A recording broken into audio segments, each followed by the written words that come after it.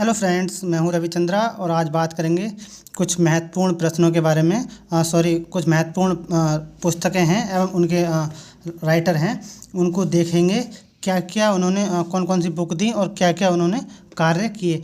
काफ़ी महत्वपूर्ण पुस्तकें हैं फ्रेंड्स, जो एग्ज़ाम में अक्सर पूछी जाती हैं। तो सबसे पहले हम आयशा बॉमन के बारे में बात करेंगे। तो सबसे पहले देखेंगे आयशा बॉमन। तो फ्रेंड्स, जो आयशा बॉमन है ये अमेरिकी स्कॉलर हैं।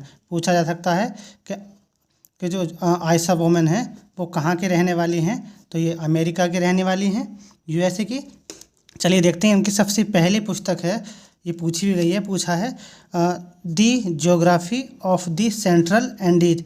सबसे पहले आप ये ध्यान रखिए फ्रेंड्स, जो इनका जो कंट्रीब्यूशन था, सबसे बड़ा योगदान जो था, एंडीज पर्वत के बारे में इन्होंने काफ़ी बुक और बहुत सारे कार्य इन्होंने एंडीज पर्वत के बारे में किए, जो कि दक्षिण अमेरिका के पश्चिमी तट पर है। तो वहीं इसी का बेस बनाकर उन्होंने बहुत सारी बुक और वनों के बारे में, इंटरनेशनल संबंध कैसे होते हैं, उस दक्षिण पेरू का भाग है वो कैसा होता है। तो ओवरऑल अगर आप इसका निष्कर्ष निकालेंगे फ्रेंड्स, तो दक्षिण अमेरिका का जो एंडीज पर्वत है उसके बारे में ही इन्होंने कार्य किया है। अगर ये इतनी बात भी याद रखेंगे तो फ्रेंड्स ये क्वेश्चन कभी गलत नहीं होगा। आइए देख लेते हैं। सबसे पहली बुक है इनकी the geography of the central Andes. देखिए इसमें एंडीज की बात आई है। फिर इन्होंने उसी एंडीज पर्वत पर जो वनों की आकृति है, वहाँ की मॉर्फोलॉजी, जो विज्ञान है, साइंस है, वहाँ का उन्होंने स्टडी किया था, यानी कि वनों की भू आकृति विज्ञान के बारे में।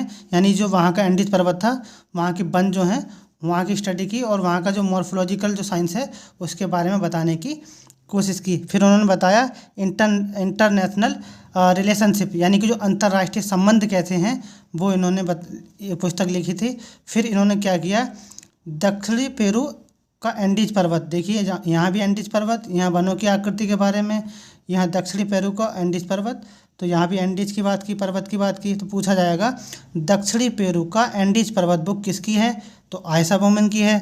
The geography of the central Andes, central Andes हो, साउथ का एंडीज हो, सारी आयशा बोमन की हैं। फिर इन्होंने जो चिली है और जो वहाँ का वो है फ्रेंड्स, उसके बारे में इन्होंने बताया था कि जो पुरोगामी उपांत है, यानी जो पायनियर फ्रिंज है तथा अग्रिम सीमा प्रदेश है, उसके चिली है और पेरू है, उसके बारे में इन्होंने जो पुरोगामी उपांत तथा अग्रिम सीमा प्रदेश पे भी इन्होंने काफ़ी बात की थी। यानी कि इंटरनेशनल संबंध कैसे होते हैं चिली के और जो पेरू है दोनों के आपस में। तो भी उन्होंने पायनियर फ्रिंज द अग्रिम सीमा प्रदेश के बारे में बात की। देख लेते हैं सामाजिक विज्ञान से भूगोल का संबंध, यानी जो हमारा सोशल साइंस होता है उससे भूगोल का रिलेशनशिप कैसा होता है, तो ये इन्होंने बात की थी। फिर उन्होंने बताई भूमि वसाव की समस्याएं, यानी कि जो पश्चिमी तट पर जो एंडीज पर्वत है वहाँ की जो समस्याएं हैं भूमि वसाव की, वो किस प्रकार की हैं, उस पर उन्होंने बहुत कार्य किया था।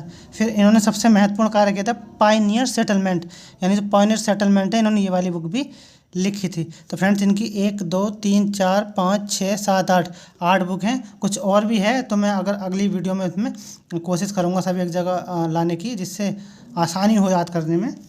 चलिए देख लेते हैं। पूछा जाएगा ड्यूमिना, ये राइटर हैं।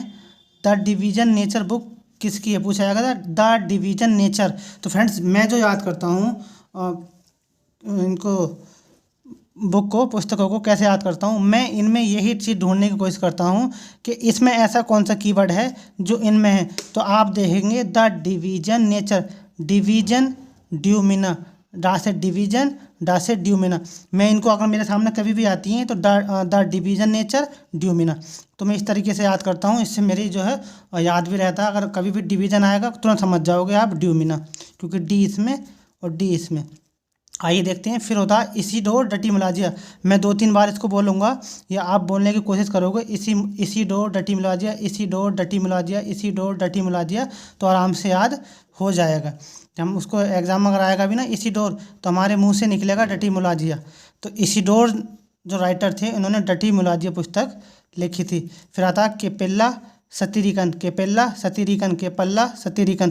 तो केपेल्ला एक ज्योग्राफर्स थे, स्कॉलर थे, इन्होंने सतीरिकन बुक लिखी थी। ये काफ़ी महत्वपूर्ण प्रश्न है, जैसे अब एग्जाम का पैटर्न बदल रहा है उसके हिसाब से ये आज की न्यू बुक हैं जो पूछी गई हैं। ये तो पूछी भी गई थी, मैन एंड हिज वर्क है।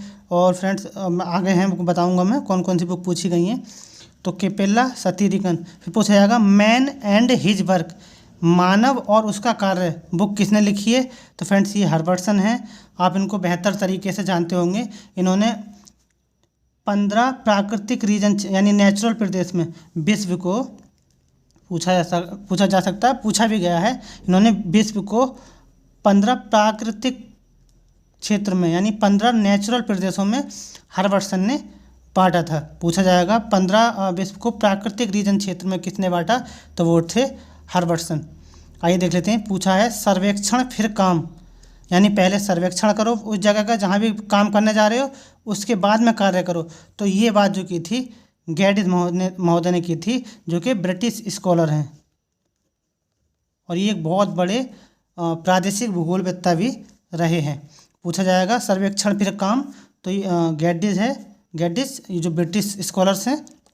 फिर अगला है स्थान, कार्य और फैमिली, यानी कि स्थान, कार्य और परिवार, प्लेस, वर्क एंड फैमिली। तो फ्रेंड्स इसकी एक ट्रिक है अगर याद करने की, अगर आप थोड़ा सा ध्यान दो तो इसमें है फैमिली, क्योंकि इस तरीके से 2 क्वेश्चन बनते हैं। गैडिस का भी है एक कार्य, स्थान और लोक वित्त वाली। तो इसको याद करने की ट्रिक ये है फैमिली यानी परिवार, फैमिली में ले, ली प्ले में ले। तो फ्रेंड्स जिसमें फैमिली आए तो ली प्ले, और जिसमें लोक वित्त मतलब बजट की बात करें, बजट की, जहाँ बजट की बात करें वहाँ गैडिस। तो अगर इसको याद करना है स्थान, कार्य और परिवार, प्लेस, वर्क एंड फैमिली, तो फैमिली में ला, ले और ली प्ले में ला।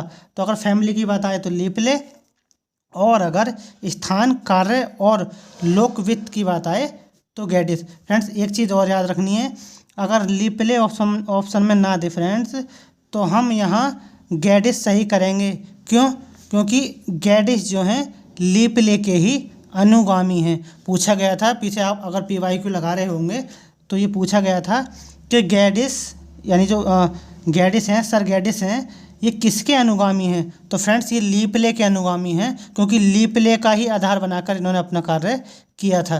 तो जहाँ ला आए, फैमिली आए तो ली प्ले, जहाँ लोक वित्त यानी बजट की बात हो तो गैडिस। यहाँ काफ़ी कन्फ्यूजन रहता है, अगर दोनों में से ऑप्शन में से एक ना दे तो फ्रेंड्स इनमें से जो भी हो उसको हम लगा सकते हैं। क्योंकि आपने देखा होगा एक बार क्वेश्चन पूछा गया था एक रूपतावाद, तो उसमें हट्टन नहीं दिए गए थे, हट्टन। तो इनके जो शिष्य हैं चार्ल्स प्लेफेयर और चार्ल्स लियल, चार्ल्स प्लेफेयर और चार्ल्स लियल, ये इनके जो हैं शिष्य हैं। तो हट्टन ना देके इन्होंने चार्ल्स लियल को ऑप्शन में दिया था, जो कि माना गया था, क्योंकि इन्होंने भी इन्हीं का बेस बनाकर द हट्टोनियन नाम से कुछ एक बुक है, मेरे रिकॉल नहीं हो रहा अभी, द हट्टोनियन कुछ बुक नाम से है। तो हट्टोनियन बुक भी चार्ल्स लियल ने लिखी थी। चलिए देखते हैं आगे। पूछा है सर गैडिस का कथन, गैडिस ने कथन दिया था पारिवारिक जीवन शैली पारिवारिक बजट पर निर्भर करती है। यानी कि अगर हमारा जो बजट है अगर वो अच्छा है, सूटेबल है, तो हमारी पारिवारिक जीवन शैली और पारिवारिक जीवन कैसा सही होगा। और जो पारिवारिक जीवन शैली यानी कि जो हमारा रहन सहन है, खान पान है, वो बेहतर होगा। वो किस पर निर्भर करती है? वो बजट पर निर्भर करती है। यानी जो बजट की बात की थी फ्रेंड्स, यहाँ आप समझ सकते हैं, जो जहाँ बजट की बात होगी वहाँ सर गैडिस नज़र आएंगे, और जहाँ फैमिली की बात होगी वहाँ ली प्ले नज़र आएंगे। तो ये बहुत आसान हो जाता है याद करना, यानी बजट से आएंगे गैडिस और ली प्ले आएंगे फैमिली से। चलिए देखते हैं आगे। अब आगे देख लेते हैं कार्ल सावर के बारे में। इनके काफ़ी कार्य हैं जिनको हम एक एक करके देखेंगे। इसमें है कार्ल सावर, सबसे मेन बुक तो इनकी ये है कल्चरल ज्योग्राफी यानी सांस्कृतिक भूगोल। फिर इनकी दूसरी महत्वपूर्ण पुस्तक है ऐतिहासिक भूगोल, हिस्टोरिकल ज्योग्राफी। फिर इनकी एक बार ऑप्शन में ये कल्चरल ज्योग्राफी की जगह सामाजिक भूगोल दिया था। आपने 2011 का पेपर PYQ लगाए होंगे तो उसमें देखा होगा आपने कि कल्चरल ज्योग्राफी ना देके उन्होंने सामाजिक भूगोल दिया था। क्यों दिया था? क्योंकि कल्चरल भी जो हमारी संस्कृति है वो भी समाज के ही अंदर आती है। तो कहीं ना कहीं ये क्वेश्चंस को पलटने की कोशिश करती हैं जिससे डाइवर्ट हों और कहीं ना कहीं नुकसान हो। तो ये कल्चरल ज्योग्राफी और सामाजिक भूगोल एक ही सिक्के के दो पहलू कह सकते हैं। आगे देखते हैं, कहा है लैंड एंड लाइफ, मानव और जीवन, ये भी इन्हीं की है। पूछा जाएगा लैंड एंड लाइफ बुक किसकी है, तो ये कार्ल थावर की है। पूछा जाएगा ओजार्क हाईलैंड बुक किसकी है, तो ये भी कार्ल थावर की है। पूछा जाएगा भूदृश्य की आकार की, यानी कि द मॉर्फोलॉजी ऑफ लैंडस्केप, जहाँ लैंडस्केप की बात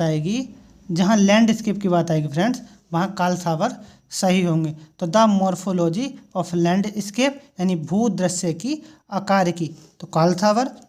फिर पूछा जाएगा नए स्पेन की कीलमा, यानी न्यू स्पेन की जो कीलमा है वह बुक किसने लिखी, तो ये भी कार्ल थावर का कार्य रहा था इस पर पूछा जाएगा कल्चरल लैंडस्केप यानी सांस्कृतिक भूमि। पूछा जाएगा सांस्कृतिक भूमि, तो सांस्कृतिक भूमि जो थी फ्रेंड्स, ये भी कार्ल थावर के द्वारा इसमें योगदान दिया गया था। फ्रेंड्स, तो ये रही आज की वीडियो। अच्छी लगे तो लाइक करें, शेयर करें और कमेंट बॉक्स में ज़रूर बताएं कि आपको वीडियो कैसी लगी, जिससे मैं आगे और जो ज्योग्राफर्स हैं जैसे हम्बोल्ट हैं, रिक्टर हैं, रेडजेल हैं, इनकी एक स्थान पर सारी बुकें एक एक जगह कर मैं लिख कर और कोशिश करूँगा वीडियो रोज़ डेली बनाने की, जिससे काफ़ी आसानी हो एग्ज़ाम में। बताएं आप कि एक एक अगर रेडजेल की बुक हैं तो सारी रेडजेल की होंगी, हम्बोल्ट की हैं तो हम्बोल्ट की होंगी, रिक्टर का कार्य होगा तो रिक्टर का ही होगा। मतलब जैसे आप चाहें तो आप मुझे कमेंट बॉक्स में बता सकते हैं। तो आज के लिए इतना ही। Thank you so much.